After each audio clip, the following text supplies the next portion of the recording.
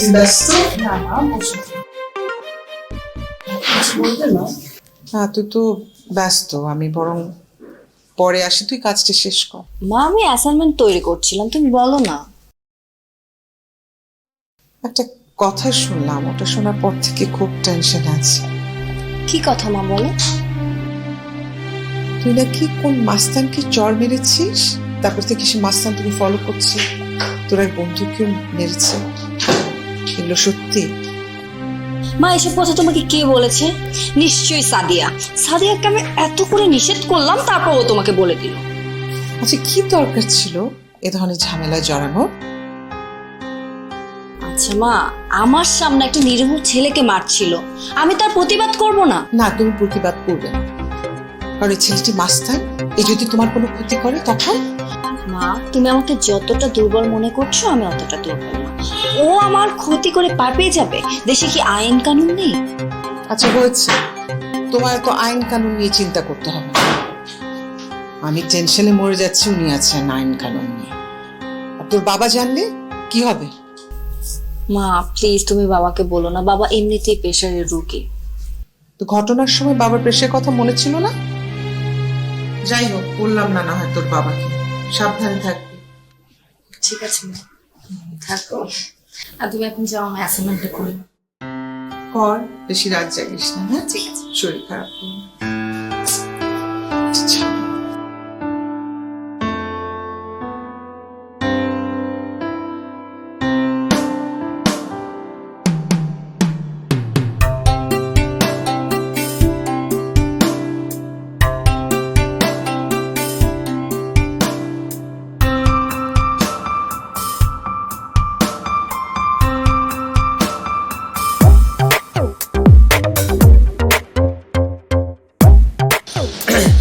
শুনুন, আপনার সাথে আমার কিছু কথা আছে।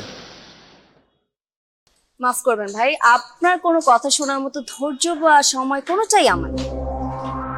কিন্তু আমার কথা না শুনে তো এখান থেকে এক পাও আগাতে দেবো না। কি বললেন আপনি? আবার বলুন তো। আপনি আমার বাসার সামনে দাঁড়িয়ে আমাকে থ্রেট করছেন, আপনার সাহস তো কম না? প্রেমে পড়লে মানুষের সাহস একটু বেড়ে যায়। হ্যাঁ, আমি তো ছোটবেলা থেকেই সাহসী।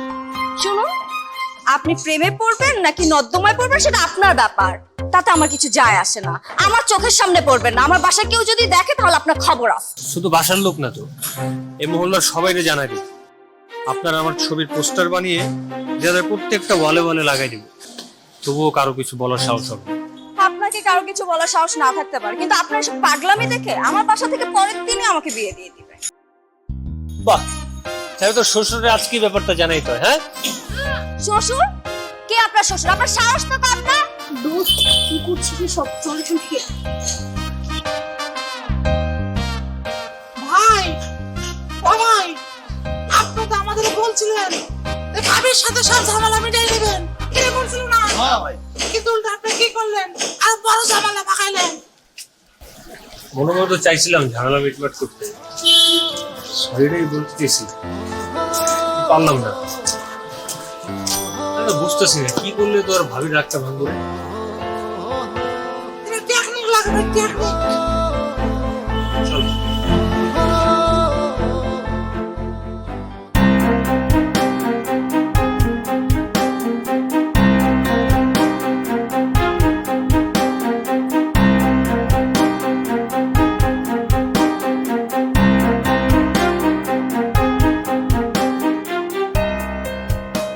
আরে সাদিয়া, তুই কখন এলি?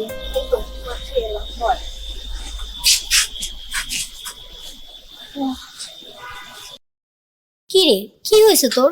কোনো খোঁজ খবর নাই, ফোন দিচ্ছি ফোন ধরছিস না, কোনো মেসেজে রিপ্লাই করছিস না, প্রেমে টেমে পড়ছিস নাকি? ধ্যাত তেরি, কি যে বলিস না তুই। তাহলে কি হয়েছে বল, ফোন ধরছিস না কেন? আরে ওই ছেলেটা কোত্থেকে যেন আমার নাম্বার পাইছে, মিনিটে মিনিটে আমাকে কল করছে। উফ, আমি ফোনটা সাইলেন্ট করে ড্রয়ারে রেখে দিচ্ছি। কি বলিস, তোর নাম্বার পেলো কোথায়? সেটা আমি কি করে বলবো? তাহলে এক কাজ কর, তোর নাম্বারটা ব্লক করে দে। সেটাও করা হয়ে গেছে, কিন্তু সে এখন আমাকে বিভিন্ন নাম্বার থেকে কল করছে। তাহলে পুলিশে কমপ্লেন কর। না, পুলিশে কমপ্লেন করা যাবে না। পুলিশে কমপ্লেন করলে সেটা বাবার কাছে যাবে, বাবা আমার পড়াশোনা বন্ধ করে দিবে। তাহলে এক কাজ কর, কি?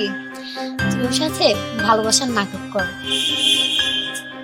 উফ, আমি ওর সাথে ভালোবাসা নাটক করতে পারবো না। আরে যতদিন তোর গ্রাজুয়েশন কমপ্লিট না হয় ততদিন জাস্ট খালি প্রেমের অভিনয় করে যা। আমি ওর মতো একটা পাতি মাস্তানের সাথে প্রেম করবো, তুই ভাবলি কি করে? আরে তোকে তো আমি প্রেম করতে বলছি না, জাস্ট অভিনয় করবি। শোন, এসব অভিনয় আমার দ্বারা সম্ভব না। তোর কাছে অন্য কোনো প্ল্যান থাকলে বল, না তো চুপ থাক। আইডিয়া কি? ওকে শায়েস্তা করার জন্য ওর থেকে একটা বড় মাস্তান ঠিক কর। আল্লাহর ওয়াস্তে চুপ থাক। আমি তোর থেকে কোনো রকম উপদেশ বুদ্ধি কিছুই চাই না। আচ্ছা বাদ দে, কি খবর তোর বল।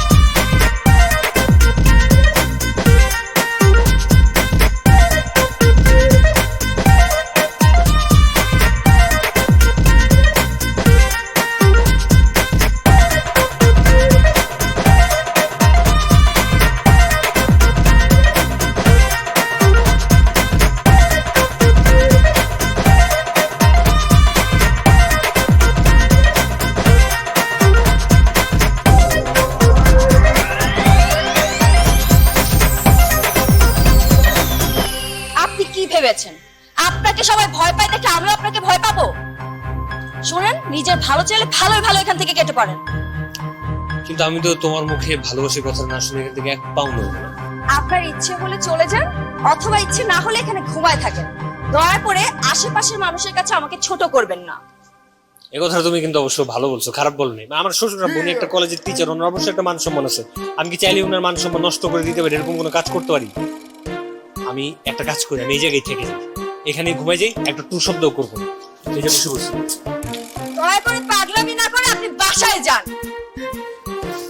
আমি এক একটা মানুষ তো এত কাজ করতে পারবো না। তুমি একবার বলছো আমার এই জায়গায় থাকতে, আমি থাকতেছি। এখন বলছো চলে যেতে, এখন তো চাইলেই চলে যাওয়া সম্ভব না। আমি সকাল পর্যন্ত এখানে ঘুমাবো। আপনি যাবেন না? না যেমন থাকেন শুয়ে আপনি। ওই একটা কোল বালিশ আর বসার কয়েল হলে ভালো হয়। বাসা কি ফ্রিজে কোক টোক আছে কিছু?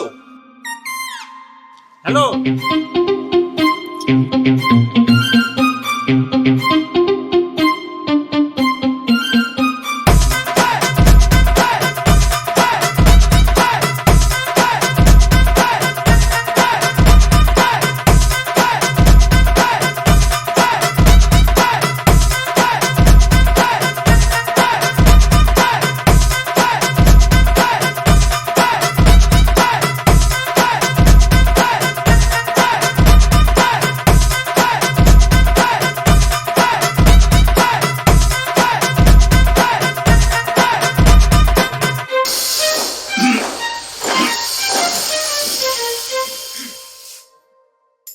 কি ব্যাপার? তুমি কে? মানে আমার বাসার সামনে বেঞ্চি ফেলে শুয়ে আছো? আচ্ছা বাবা, তোমার কি শরীর খারাপ? না না, আমি অসুস্থ না, আমি সবকিছু ঠিকঠাক আছে। শ্বশুর আব্বা। শ্বশুর আব্বা? ও, হ্যাঁ, বুঝতে পেরেছি। উল্টা পাল্টা কিছু খেয়েছো তো, এর জন্য আবল তাবল বলছো, তাই না? আবল তাবল কেন বলতে যাবো? যেটা সত্য সেটাই তো বলতেছি, আমি উল্টা পাল্টা কিছু বলতেছি না। আব্বা, আপনি একটু কষ্ট করে আপনার মেয়ের একটু আমার জন্য বেডটি নিয়ে আসতে বলবেন। শোনো, মাস্তানি বা মাতলামি করা জায়গা এটা না। মাস্তানি করতে চাইলে অন্য জায়গায় যা করো। একবার তুমি আমাকে বলছো শ্বশুর আব্বা, আরেকবার বলছো আমার মেয়ে তোমাকে এসে বেডটি খাওয়াবে। আচ্ছা, তুমি পাগলা গারদ থেকে কবে মুক্তি পেয়েছো বলো তো? কি বলেন শ্বশুর আব্বা, এগুলো উল্টা পাল্টা কথা। আপনি আমার শ্বশুর আব্বা, যেটা সত্য সেটাই তো বলতেছি। এখন আপনি তো আমার শ্বশুর আব্বা না, আমি কি আপনার ভাই বলে ডাকবো? আপনার মেয়ের নাম তো রিমি। আমাদের অনেকদিন যাবত সম্পর্ক, কিন্তু ও আপনাকে ভয়ে কথাটা বলতে পারছে না। মানে আমি আপনাকে জানাই রাখলাম, আপনিও ভালো ভালো আমাকে জামাই হিসেবে মেনে নেন, তাহলে কিন্তু আমি আপনার মেয়ের নিয়ে পালাই যাবো। তারপর 2-3 বছর পরে যখন আপনার নাতি নাতি নিয়ে আসবো, তখন কিন্তু আপনার ঠিকই মেনে নিতে হবে। চুপ, একদম চুপ। আর একটা কথা বললেন আমি তোকে পুলিশে দেব। আপনি আমার পুলিশের ফোনের মধ্যে গেছেন, আর আমি যদি একটা কল দিই আপনার এই বিল্ডিং এর সবই সুবিধা হয়ে যাবে। আর আপনি একবার বুঝেন আপনার কি অবস্থা হবে। কি হয়েছে বাবা এখানে? কি আর হবে, ওই তোমার বাবারে আমাদের সম্পর্কে কথা জানিয়ে দিচ্ছে, তুমি তো আর ভয়ের কারণে বলতে পারতেছো না, না বললে তো অন্য জায়গায় বিয়ে হয়ে যাবে। তাই আমি নিজ দায়িত্বে জানাই দিতে আসলাম। আমাদের সম্পর্ক মানে? বাবা তুমি বিশ্বাস করো এই ছেলে মিথ্যে কথা বলছে, ওর সাথে আমার কিচ্ছু নেই বাবা। এই তুমি মিথ্যা কথা বলতেছো কেন? দেখছেন আপনারা কত ভয় পায়, ভয়ের কারণে বলতেই পারতেছেন না, সত্য কথাটা বলে দাও না। এই থামো, কোনটা সত্য আর কোনটা মিথ্যা সেটা আমি ভালো করেই জানি। ঠিক আছে, আমাকে তুমি শ্বশুর পাঠিয়েছো আর আমার মেয়ে নাকি তোমাকে ভালোবাসে। তুমি কান খোলা রাখো, আর 7 দিনের মধ্যে আমার মেয়েকে আমি বিয়ে দেবো। পারলে ঠেকায় না। আঙ্কেল বিশ্বাস করেন, আপনার মেয়ের আমি চিনি না, আপনার মেয়ের সাথে আমার প্রথম দেখা হয়েছে। মানে আপনার মেয়ের আমি চিনি, আপনার মেয়ে আমার চিনি, আমাদের মধ্যে কোনো সম্পর্ক নেই। যা বলছি মিথ্যা বলছি, শুধু আপনার মেয়ের প্রথম যেদিন দেখছিলাম ওই দিন থেকে একটু উল্টাপাল্টা ফিল হইতেছে, এর বাইরে আর কিছু নাই। থামো, তুমি আমার এখান থেকে চলে যাও, দেখা যাবে। আঙ্কেল দেখেন, আপনি রিমির সাথে আমার বিয়ের ব্যবস্থাটা করে দেন, নাহলে কিন্তু আমি বাঁচবো না আঙ্কেল, আমি মারা যাবো বলে দিলাম। থামো, তুমি বাঁচলা না মরলা সেটা আমার দেখার বিষয় নয়। তুমি এখান থেকে ফুটো, যাও, এই চল, এদিকে আয়। ঠিক আছে, আমিও দেখে নিবো আমার ছাড়া কোন ছেলের সাথে বিয়ে দেন। আর এই বাসায় কাজী আসবে না বিয়ের ঠিক করতে, আমি দেখবো কোন কাজীর এত সাহস হয়।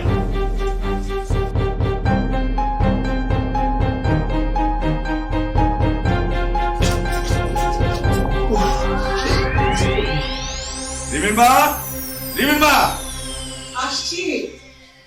আসো, তাড়াতাড়ি আসো। কি ব্যাপার? কি ব্যাপার মানে? তোমার মেয়ে কি করেছে জানো? ইস, কি করলো না? তুই আমার মান সম্মান ইজ্জত সব সব কিছু ধোয়ায় লুটিয়ে দিচ্ছিস। আচ্ছা, আমি কি এই দিনটি দেখার জন্য তোকে এত বড় করেছি? বল। বিলিভ মি বাবা, আমি এমন কিছু করিনি যাতে তোমার সম্মান নষ্ট হবে। এমন কিছু করা বাকিও রাখিস না। শেষমেশ একটা মাস্তান সন্ত্রাসী বেয়াদব ছেলে এসে বলে যে আমার মেয়ের সাথে তার সম্পর্ক আছে, আর যদি আমি সম্পর্ক মেনে না নেই তাহলে সে আমাকে শুট করবে। বাবা ও যা বলেছে মিথ্যে বলেছে, ও তো নিজের মুখেই স্বীকার করলো। শোন রিমি, আমি কিন্তু শত শত ছাত্রছাত্রী পড়াই, আমি মানুষের চোখ দেখে বলে দিতে পারি কে মিথ্যা বলছে কে সত্যি বলছে। হ্যাঁ, আমাকে তুই বোকা ভেবেছিস না? নিশ্চয়ই তুই ওকে ইশারা করছিস চোখে। তারপর কি করলো? সে উল্টো বলছে, সে মিথ্যাকে সত্য বলে সে মিথ্যা বয়ান দিচ্ছে। তুই কি ভেবেছিস আমি তো বুঝিনি? আমি বুঝতে পারিনি? বাবা ওই ছেলের সাথে আমার কোনো সম্পর্ক নেই। মা তুমি একটু বুঝো না। তোর মা কি বলবে? তোর মা কি বলবে? তুমি একটু শান্ত হও, আমার কথাটা শোনো। রিমি সত্যি কথা বলছে। ওই মাস্তানটা একটা নিরীহ ছেলেকে মারছিল, রিমি এটা দেখে ওকে চড় মারে। এই চড় মারার পর থেকে এই ছেলে রিমির পিছু নিয়েছে। কি বলছো তুমি? হ্যাঁ। আচ্ছা আচ্ছা রিমি, মানে তোর মা যা বলছে তা কি সত্যি? হ্যাঁ বাবা সত্যি। সেটা যদি সত্যি হয়ে থাকে তাহলে আমাকে এতদিন জানাসনি কেন? তুমি জানাও নাই কেন? এই যে এভাবে যাতে রিয়াক্ট না করো সেজন্য। হ্যাঁ বাবা সেজন্যই আমি বলিনি তোমার শরীর খারাপ করবে, আমি চাইনি বিষয়টা জানাজানি হোক। আমাকে জানাসনি, কিন্তু এখন তো অনেক বড় ঘটনা ঘটে গেল। মানে মহল্লার সবাই জানলো এমন একটা ছেলের সাথে তার সম্পর্ক রয়েছে। এটা কি করবি? কিন্তু বাবা এটা তো সত্যি না। সত্যি না আমি জানি, তুই জানিস, তোর মা জানে, কিন্তু তুই কতজনকে বুঝাবি? ইস, এখন কি যে করি। আচ্ছা ঠিক আছে, যা হওয়ার হয়ে গেছে। এক কাজ কর, ছেলেটাকে খুব সন্ত্রাসী মনে হলো, আরম্ভ দেখলাম। তুই না মা আজ থেকে ভার্সিটি যাবি না। কি যে করি এখন? এক কাজ করি, আমার বন্ধু ইমরান আছে, তার ছেলেটা শিক্ষিত সুদর্শন, ওর সাথে তোর বিয়ে দিতে হবে এবং 7 দিনের মধ্যে বিয়ে দিতে হবে অবশ্যই। বাবা বাবা আমি আমার গ্রাজুয়েশনটা কমপ্লিট করতে চাই, আমি এখন বিয়ের জন্য প্রিপেয়ার না বাবা, তুমি একটু বোঝার চেষ্টা করো, এখানে আমার কোনো দোষ নেই বাবা। রিমির মা, তোমার মেয়েকে তুমি তৈরি করো। আসুন রিমি, কার দোষ আছে আর দোষ নেই সেটা বিচার করার দায়িত্ব বা সময় এখন না। যে ঘটনা ঘটিয়েছিস, শোনো রিমির মা, তুমি তোমার মেয়েকে বিয়ের জন্য তৈরি করো। আসুন রিমি, তুই দোষী না নির্দোষ এটা বিচার করে দায়িত্ব। আর ওই যে তুই গ্রাজুয়েশনের কথা বলছিস না, এটা বিয়ের পর করা যাবে। আর আমি যখন তোর বিয়ের কথা বলেছি তখন আমি বিয়ে দিয়েই তোকে ছাড়বো। এটাই আমার শেষ কথা, লাস্ট কথা। যত সব মা তুমি একটু বাবাকে বোঝানো না। বোঝা বলবো, তুই তো বাবাকে চিনিস না, সে তো এক কথার মানুষ, তার কথা নচ্চর হবে না। যেটা বললো সেটা করো না, এটাই সবচেয়ে ভালো সলিউশন। মা তুমি তো জানো আমার কোনো দোষ নেই মা, তুমি তো সব জানো সেই শুরু থেকে। তোর বাবা তো জানে, কিন্তু কি করবো? মা তুমি চেষ্টা করো।